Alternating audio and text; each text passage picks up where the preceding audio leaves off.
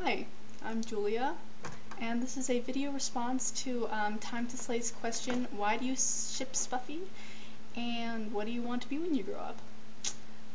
I have made this video at least 5 times, and every single time it has been either over 30 minutes or something has gone wrong. So I'm going to try and make this brief and not ruin it. I'm excited. Okay, why I ship Spuffy. So in all my 30-minute ones, I went season by season explaining like their evolution.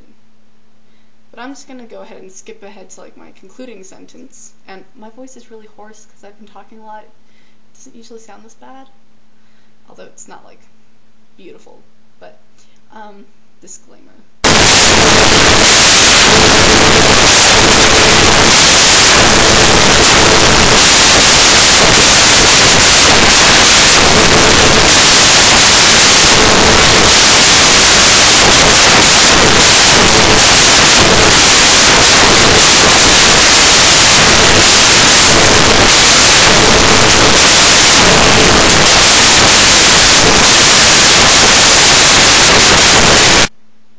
Began to change himself to be a better person for her.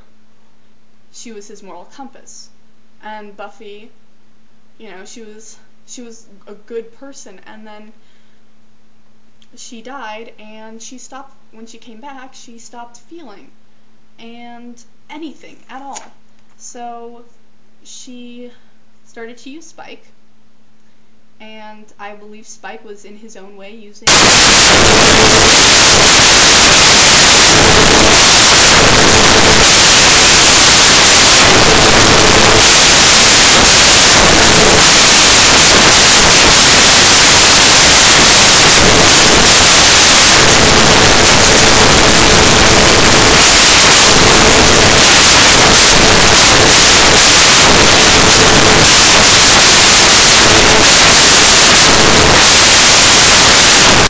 and didn't want her.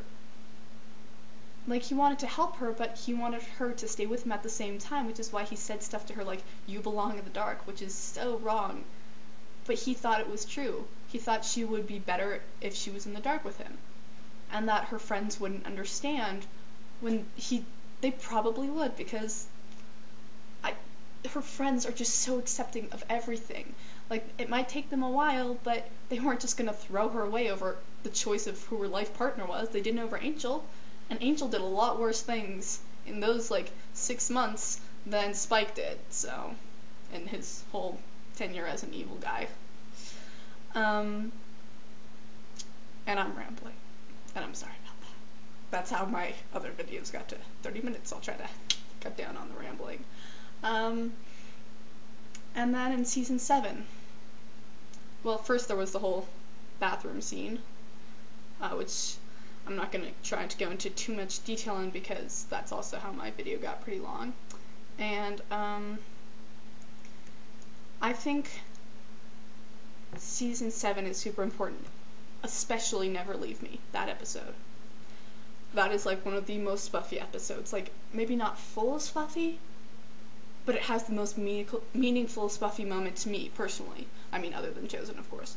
And Touched. But besides those two, because it is in this point that we see Buffy forgiving Spike, and Spike forgiving Buffy, and Buffy has already forgiven herself, but we also see that Spike will never forgive himself for what he did. But it begins their new adventure as friends and as people who know each other so well. And it's different than their friendship in season 6, because by now Spike knows that Buffy isn't perfect. He isn't the girl that he dreamed she was in all his fantasies, and Buffy knows that Spike isn't as bad as she always thought he was. And they've seen the best and the worst of each other, and that makes them more deeply connected. And this time, when you have that kind of connection, I don't know how it is possible to not somehow fall in love. And Spike is already in love, but I think he falls even more in love. And Buffy begins to fall in love, and you can see it happening. You see it when when Spike is the only thing on her mind during showtime. She has to get to him, and she has to save it. And when she's actually kind of okay with him killing Principal Wood, and because he almost killed Spike, and we see how important they are to each other and the things they would do to each other. But because Spike hasn't forgiven himself, I think that is the main reason that they weren't able to move forward. Like when she says "I love you" in the Hellmouth, I think because he had never forgiven himself for what he did in the bathroom scene, I think that is why he said "No, you don't," because he didn't believe that she could love someone who had done that to him. Okay, and I also love it because, I don't know, this is...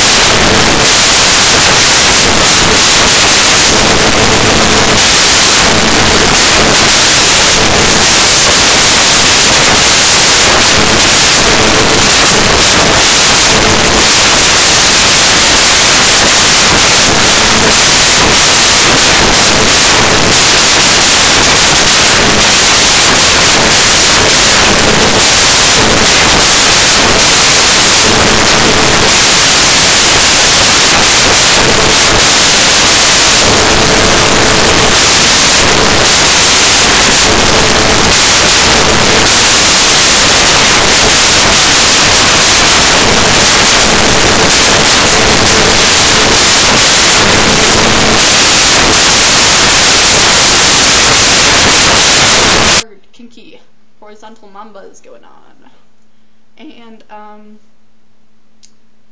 he talks about it again in Seeing Red, like love is passionate, burdens and consumes, and that there is no room for trust.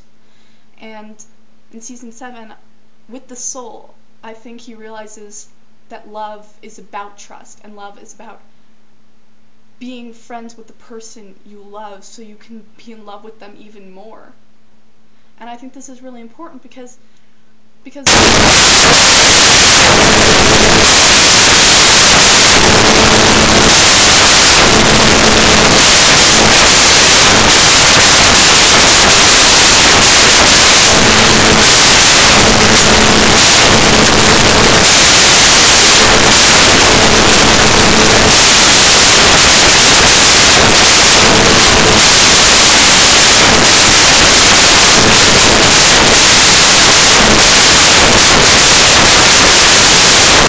which I think is important because she has come to trust him.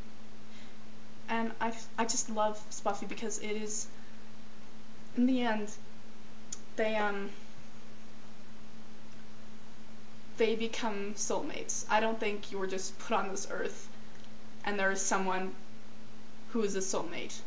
I believe that you work and you become soulmates, and I think that's what they did. And they came to know each other on the most intimate levels, not just physically.